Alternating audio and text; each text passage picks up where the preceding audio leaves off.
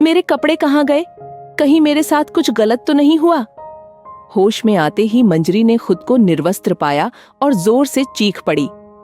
अंधेरी रात के सुनसान खंडहर में उसकी चीखें बेअसर थीं। उसने अपने गुप्तांगों को छूकर यह सुनिश्चित किया कि कुछ गलत नहीं हुआ था। वह थोड़ा आश्वस्त हुई।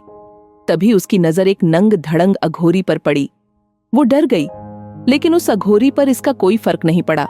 उसकी की ऊंचाई लगभग 5.5 फुट, कसा हुआ बदन, गोल गोल आंखें, बिल्कुल लाल। एक बार अगर अंधेरे में कोई उन आंखों को देख ले तो डर जाए, ऐसी हैं उसकी आंखें।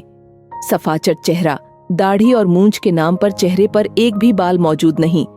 उस अघोरी ने हवा में हाथ घुमाया और अचानक उसके हाथ में एक केतली और 2 गिलास आ गए।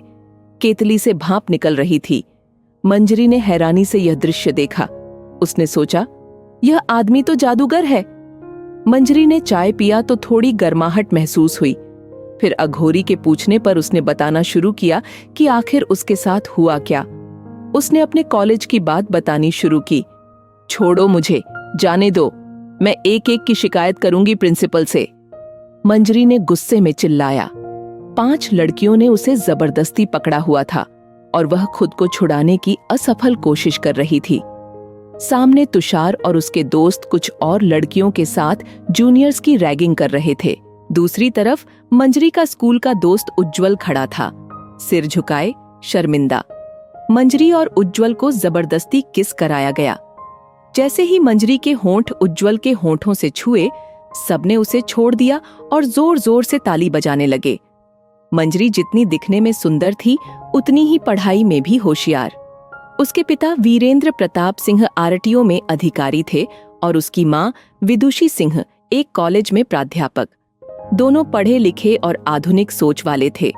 उन्होंने मंजरी का दाखिला मशहूर आइंस्टीन इंजीनियरिंग कॉलेज में मैनेजमेंट कोटे से करवाया था। वहीं तुषार जैन नाम का सीनियर लड़का था, जो दुबला पतला और बेहद आकर्षक था, जैसे किसी हॉलीवुड हीरो की तरह। तुषार अपने पिता की रुतबे का भी खूब फायदा उठाता था। जब मंजरी ने अपने घर में इस हादसे के बारे में बताया तो तुषार को जेल भेज दिया गया, लेकिन उसके पिता की वजह से तुषार जल्द ही छूट गया। इसके बाद से मंजरी की जिंदगी और भी कठिन हो गई। तुषार और उसके दोस्तों ने उसे लगातार परेशान करना जारी रखा, जिससे मंजरी मानसिक रूप से टूटने लगी। तंग आकर एक दिन मंजरी ने आत्महत्या करने का फैसला किया। उसने नदी में कूदने की कोशिश की, लेकिन उसकी किस्मत में कुछ और ही लिखा था। उसे डूबते हुए अघोरी मलंग नाथ ने देख लिया और बचा लिया। आखिर क्या मंशा है अघोरी की मंजरी के लिए? क्या मंजरी अघोरी के साथ सुरक्षित है? क्या अघोरी मंजरी की कोई मदद कर पाएगा?